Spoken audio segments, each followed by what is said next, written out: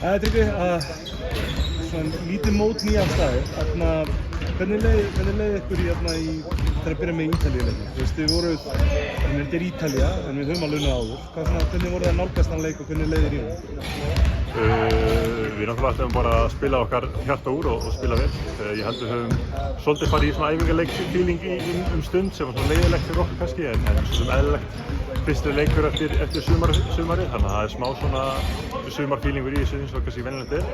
En við tókum vel á því og ég held að við höfum gert margt mjög gott. Margt sem við þurfum náttúrulega að bæta, en það er nægur tími til að gera það. Já, 3 vikur. 3 vikur. Og síðan bara náttúrulega bolla mjög gaman að sjá, sérstaklega alla svona strákana sem eru að stíga upp og koma upp að þeir eru bara drullu góðir í körfubolta. Og við gerum það sem við eigum að vera að gera, við erum að vera mjög óþægilegir í þessum leikjum og það er það sem við viljum vera og það sem við þurfum að vera. Og við sýndum fram á það í þessum leikjum.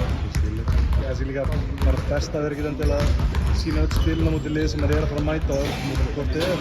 Bara að leyfa þessum ungu óreindar að bjóða sig líka. Það er ekki bara fínt. Jú, það er bara mjög gott þessi, gott fyrir þá og síðan fyrir svona skarfa eins og mig að gott að henni að taka þessu rólega. Kannski ekki gott að byrja bara strax á 2 leikjum á 2 dögum, en maður er tilbúin í það eftir 2 vikur, þannig að það er ekkert annað. Hvernig er hópurinn að fyrsta þessi saman? Hvernig líður ykkur á þessu æfingunina heima? Bara mjög vel. Þetta er náttúrulega bara alltaf sami skemmtilegi hópurinn og alltaf sama og góði vinnandinn og allt þannig. Við erum bara hérna til að vinna og standa sig vel og það er gaman á sama tíma. Þetta er náttúrulega mjög mikilvægt og við teljum okkur bara að vera mjög vel spenntar. Er það rangt að mér ekki nokkru æfingarleikir eftir það? Við erum með 3 leiki eftir. Hvernig er eitthvað byrjað að ræða þá? Er það bara heima sjúsól, bara undirbúa sig, mæta verðum dót?